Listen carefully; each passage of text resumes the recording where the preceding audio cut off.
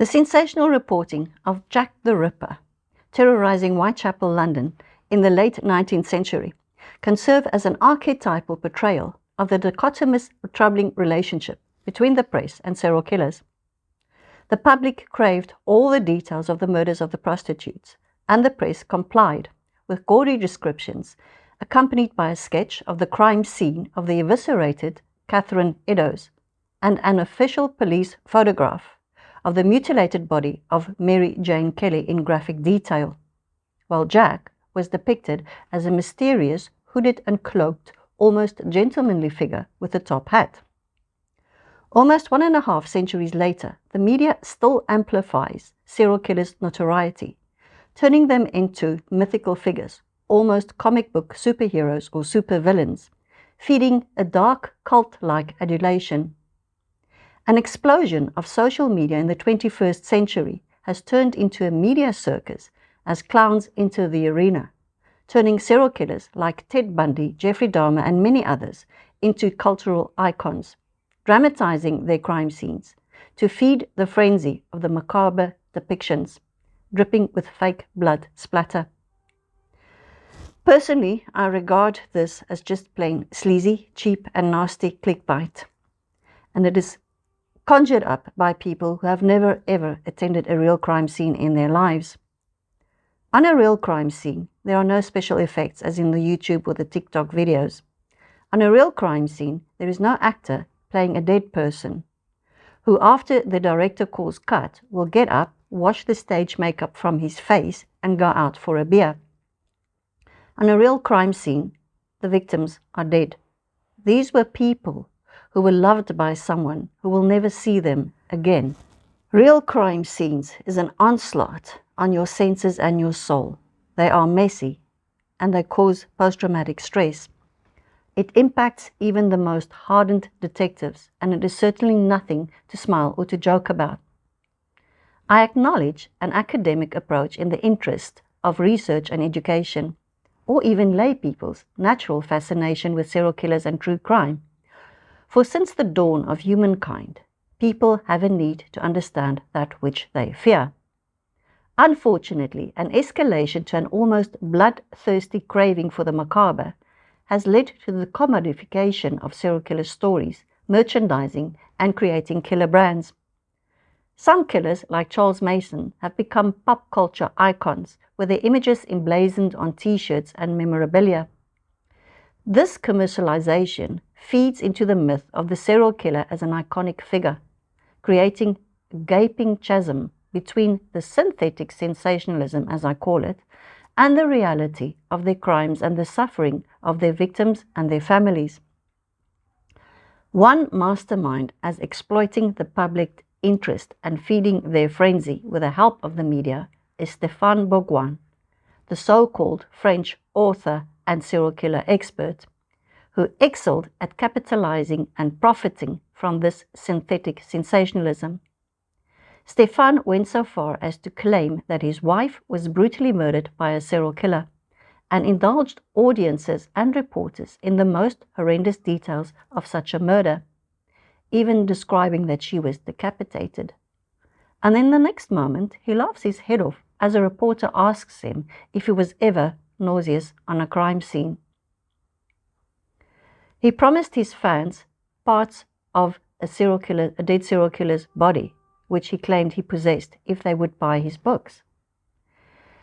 He wore merchandised serial killer t-shirts and fake blood splatter on his shoes. I knew him personally, and amongst others, he stole my book and he tried to impersonate me. For his full story, please watch the National Geographic and the New Yorker Studios documentary called Killer Lies: Chasing a True Crime Conman, which premiered last night, the 28th of August, on National Geographic, with streaming on Hulu. There is a difference between an expert and an aficionado. In court, an expert witness is deemed as a person who has an appropriate academic qualification, usually a doctorate's degree, who conducted research on the topic and has acquired years of personal experience in the field they are testifying on. A judge respects the opinion of an expert, which is there to guide the judge and to enlighten them on a topic.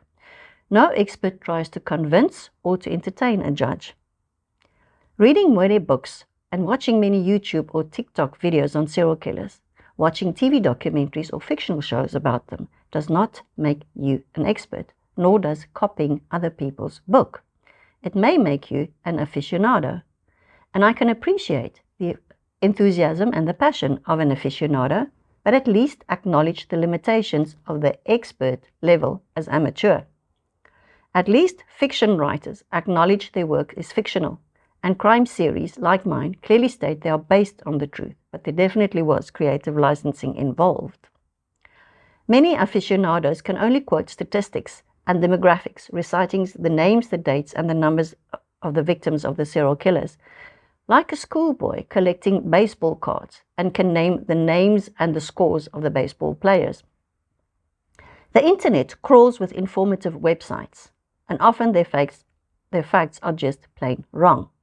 Some of the facts on my Wikipedia profile are just plain wrong. But Stéphane Bourgoin went further by piggybacking on real experts' experiences, claiming them to be his own, impersonating a profiler and a detective. His masquerade was so convincing, he became a celebrity, even presenting lectures at academies such as the École Nationale de Magistrature and the Centre National de Formation de la Police Judiciaire, without any official training, despite the fact that he claimed he was trained by the FBI, which was a lie. Repeating a previous pattern, Stefan came to South Africa and he had permission to make a television documentary, which was often granted to international production companies. Under the blanket of VM Production Company, it was arranged for Stefan by the detectives just to briefly meet two South African serial killers, namely Velape Ndlandlamandla and Stewart Wilken. This was briefly. They were not formal interviews, and he would hardly have had the time to ask them in-depth questions. It turned out basically as short photo sessions, as he had his photograph taken with them. Now, during the mid-1990s when this happened, there was no social media, no Instagram, and no one, certainly not myself, nor the detectives, had any inkling that he would later use these selfies as so-called proof that he had interviewed and interrogated serial killers in South Africa, or that he would use this for his personal benefit and profit, and they would eventually become part of his so-called repertoire of serial killer interviews. He certainly milked those informal photo sessions for personal profit. Now, had any French journalist done due diligence and checked Stephan's passport, they would have realized he was not in South Africa on the dates he claimed to have participated in the investigations. And thank you to my friends of Quatre Îles, the Four Eyes, Will and his team, the rest of them, for unmasking Stéphane Bourgoin, who took the time to investigate his claims. The South African Police Service would never allow a civilian, let alone a member of the press, to attend a crime scene or interrogate a serial killer. This will compromise the investigation and the eventual trial. It just makes no sense, and I almost cannot believe that people believed such drivel.